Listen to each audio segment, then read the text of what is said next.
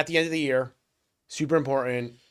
Year-end checklists. We go through this stuff with our clients all the time, but I think on a high level, without getting into like too much detail, like let's just kind of cover a little bit about what clients, just not even clients, what people should be thinking about when we're dealing with their finances at the end of the year. What are some key things they have to look at? Yeah, so there's a lot of things in our industry that have deadlines, and a lot of those deadlines fall at the end of the year on the 31st of December. So, the first thing that needs to be reviewed is, do we need to take any required minimum distributions or RMDs? Um, that needs to be satisfied by the 31st. So, And just to elaborate on this too, because remember when the Secure Act came out, right, that changed a lot of these times that people had to take RMDs. So there was a little confusion because it was 69 and a half, and then all of a sudden they were like, oh no, well maybe it's 73, or oh no, now it's 75. So, just be very important, whoever you're working with, right, that you're aware of when you have to take that distribution. yes, and especially with the recent changes in the guidance from the IRS around the beneficiary RMDs, that's important to review as well. Yeah, so that's actually a good point, right? So first thing, right, and I think this is probably the most important thing. It's like RMDs, required minimum distributions. Secure Act made some adjustments to it. It did make some adjustments to the beneficiary IRA as well, and I think that's something that may be flying under the radar. So just understanding that prior to that, so we're going back 4, 5, 6 years, we used to stretch these IRAs out when if we had a mother or father or pass away and that money and that wealth went in the form of an IRA to a child, that money we would try to like stretch out over their lifetimes and use a different morbidity table, which allowed us to really kind of increase the power of compounding wealth without any tax immediate tax ramifications. But I think what the IRS kind of realizes, like, oh, we're really not getting tax revenue from this anymore, Mhm. so they shortened that to 10 years. So it's a good point. Be aware, right? Because you don't want to be in year 10 and all of a sudden have like a 1099-R for a $500,000, right? You'd rather be kind of mindful of that on an annual basis. So it may not be that you're forced to take it out, but you definitely want to consider talking to your advisor and making sure that if you are on that Yeah. window, that you kind of come up with a game plan. Yep. And now, firms are starting to now process, because even though you have 10 years, they want you to take an RMD. So that's relatively new too. So that's something that's been more of a change for this year. Okay. Something that we've reviewed. Okay. Awesome. So we got RMD. So what's another thing? Next thing we want to do is make sure that we're, looking at our gains and losses. Do we need to realize some gains? Do we need to realize some losses? Do we have carry forward losses that we can take some gains against? Mm-hmm. So a lot of times, like, what we do is we have a call with the client and their accountant, Yep. and we just make sure that we're on the same page and that we're all working as one cohesive unit coming to year end. Yeah, so gains is a huge one. And I think that the idea of just seeing if you have any loss carry forward. We've gone through 36 months of a pretty robust environment, and a lot of clients are sitting in some element of, gains inside of things that are, tech heavy, semis, right? Like there's been this big move. So volatility has a tendency to creep in, and we don't want to make a decision to not sell something because of a capital gain if we believe it's the right decision for the client. But more times than not, that is the case that happens. So just get the advisor, get the accountants involved. If there's any carry forward, just review that. And if you can offset one with the other, it's definitely worth a discussion. So we got RMDs, we got capital gains, losses, kind of like that harvesting conversation. What are some other things that we typically, macro things we talk about with our clients at the end of the year? Another big one's charitable contributions. Boom. Charitable contributions, especially if you're using a donor advised fund, Mm-hmm. which we offer here through Raymond James Charitable.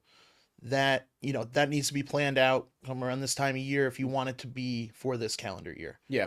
because we need time for those checks to be sent out, etc.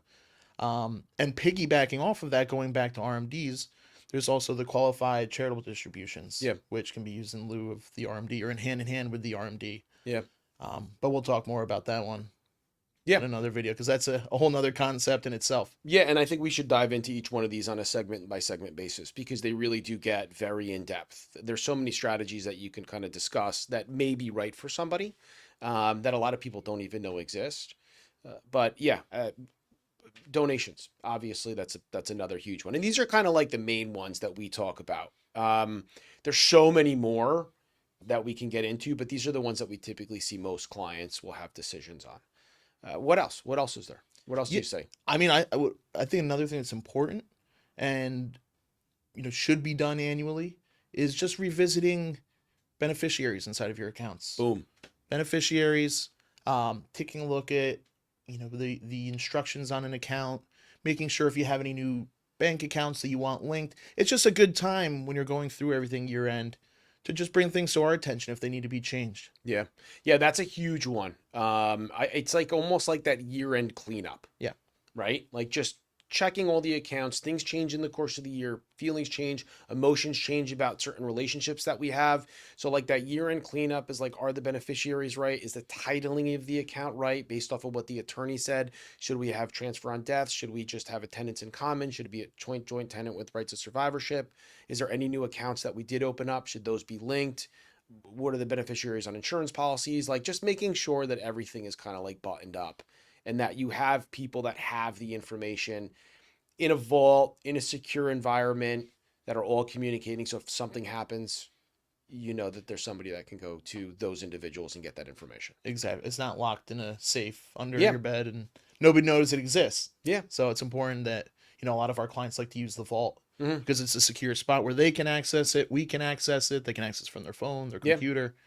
So that's very convenient and helpful. Yeah. And I think that when you're talking about kind of like that year end cleanup, it's just also communicating with beneficiaries, with loved ones, with family members, where this information is, right? Yep. And when again, the vault, I love the vault. It's a great spot, but it's important for everybody to know that your advisor or your accountant or your attorney or these are people that have this data. So if something ever happens, the lines of communication are at least open and there's a comfortable conversation that can be had about accessing this information and making that financial side of things move smoothly, during a time of need. I agree. All right. I mean, those are some key ones. Any other ones that you could think of that are high level? I think that that's a good start. And then, just talking about pre-planning for next year. Yeah. Because, we like to update our goal plans for our clients in January and February as we get into the new year and we're working on that end of year review. Just things that you might feel are important to tell your advisor, talk to us about. Updates in life, updates at work, Hmm. changes in health, and anything that could be relevant, just kind of jotting things down. So when we have that first call of the year, we can update the plan and make any changes necessary. Yeah. Yeah, exactly. I mean, we run all of our, we do our best to work with the clients to rerun those wealth outlooks, those financial plans in the beginning of the year. So just making sure that you're communicating with your financial advisor. If they're not running those plans on an annual basis, then you may want to consider talking to somebody else. But just any of those change in essential goals, change in aspirational goals, potential issues in work. There's a lot of things that happen through the course of the year that just may change how you want your money to work for you. And so I think just revisiting those things. So when you get to that first of the year, you can have that new updated financial plan, that working document that can coincide with your investments and help kind of work to push you to accomplish all those goals and essential or aspirational that you've been trying to achieve. So that's awesome, Carl. Anything else you could think of, or did we cover it? I think we've got the gist down. Okay, cool. We're gonna come back. We're gonna lock into some of these on a more specific level, right? We're gonna get granular on tax planning. We're gonna get granular on trust and estate, and I think we'll kind of dive in a little bit deeper. But for now, it's perfect. Love Thanks, it. buddy.